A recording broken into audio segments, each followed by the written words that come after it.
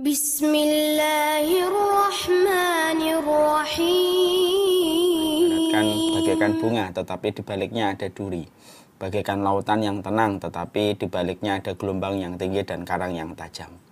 Makanya yang kita harapkan dalam kehidupan yang berat ini, kita mendapatkan pertolongan dari Allah. Karena siapapun yang diberikan pertolongan oleh Allah, maka tidak ada satupun perkara yang bisa membuatnya khawatir dan cemas kalau dia sudah mendapatkan pertolongan dari Allah.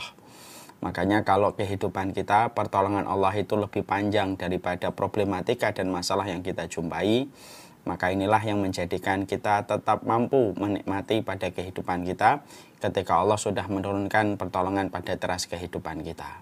Bukankah sering kita menjumpai ada teman-teman kita sama-sama gajinya UMR, tapi yang satunya frustasi, yang satunya tetap tenang dan ridho, walaupun gajinya pas-pasan.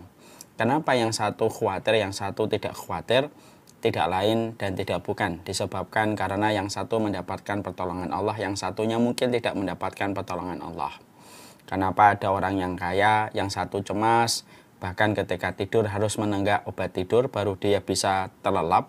Ada orang yang kaya tetapi dia dalam kondisi tenang dan mampu membelanjakan hartanya di jalan yang terbaik.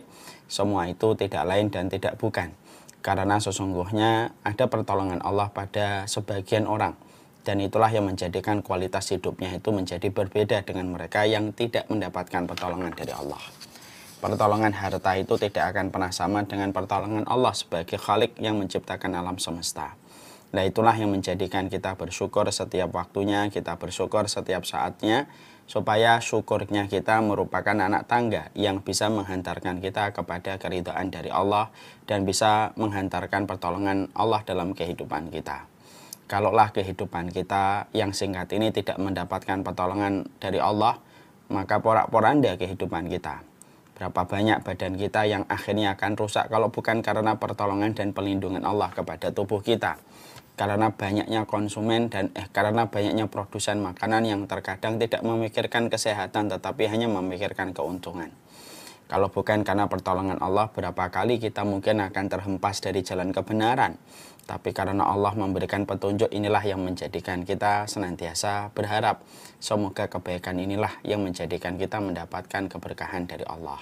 Sekali lagi, kita bersyukur itu supaya memantaskan diri kita mendapatkan pertolongan dari Allah Subhanahu wa Ta'ala.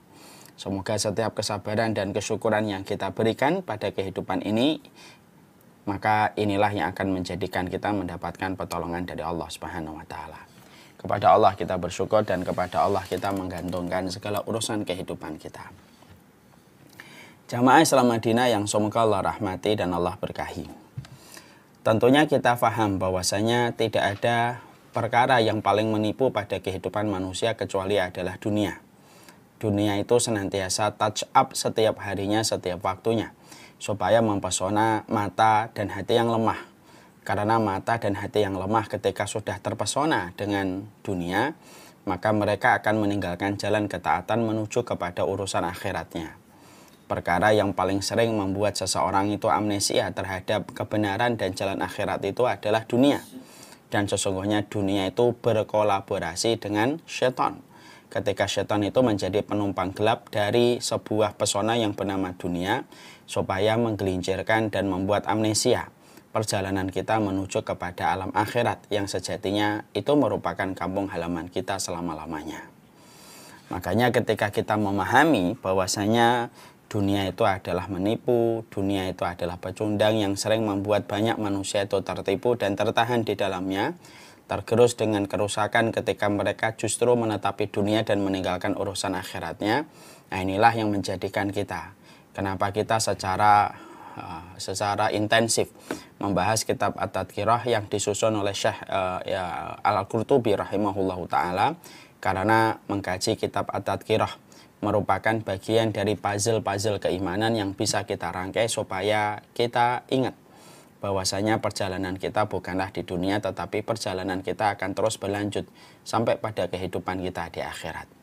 Kitab At-Tadhkirah bukan menceritakan masalah sholat, kitab At-Tadhkirah tidak menceritakan tentang puasa, bukan pula menceritakan haji dan umrah, tetapi kitab At-Tadhkirah menceritakan tentang bagaimana perjalanan kita menuju kepada kematian. Dan semoga seluruh pesona dan penak-penik dunia yang sering kita lihat, yang sering kita perhatikan, dengan kita mengkaji kitab At-Tadhkirah mampu menyeimbangkan seluruh amnesia yang pernah kita lewati ketika kita lupa bahwasanya akhir kehidupan kita adalah di akhirat. Nah, itulah merupakan salah satu di antara ratusan alasan kenapa kita mengkaji kitab ini. Kitab yang membahas tentang kematian, kitab yang membahas tentang alam barzah, dan kitab yang membahas tentang kehidupan kita di akhirat. Semoga kita mendapatkan keberkahan dari apa yang kita pelajari untuk mempersiapkan apa yang harusnya kita persiapkan pada kehidupan kita menuju kematian. Dan itulah sebenarnya definisi takwa.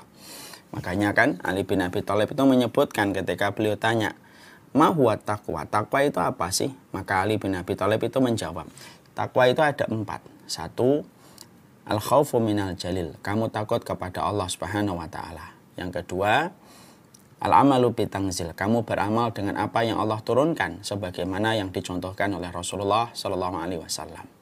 Yang ketiga, al-qanaatu bil qalil. Kamu merasa qanaah, merasa cukup dengan irisan rezeki sedikit yang Allah bagikan kepadamu. Dan yang keempat, isti'dadul yaumir rahil, yaitu adalah persiapan akhiratnya itu jauh lebih panjang dan lebih matang daripada persiapan dalam urusan dunianya. Dan kita mempelajari kitab At-Tadhkirah merupakan bagian dari irisan sifat ketakwaan yang ingin kita raih.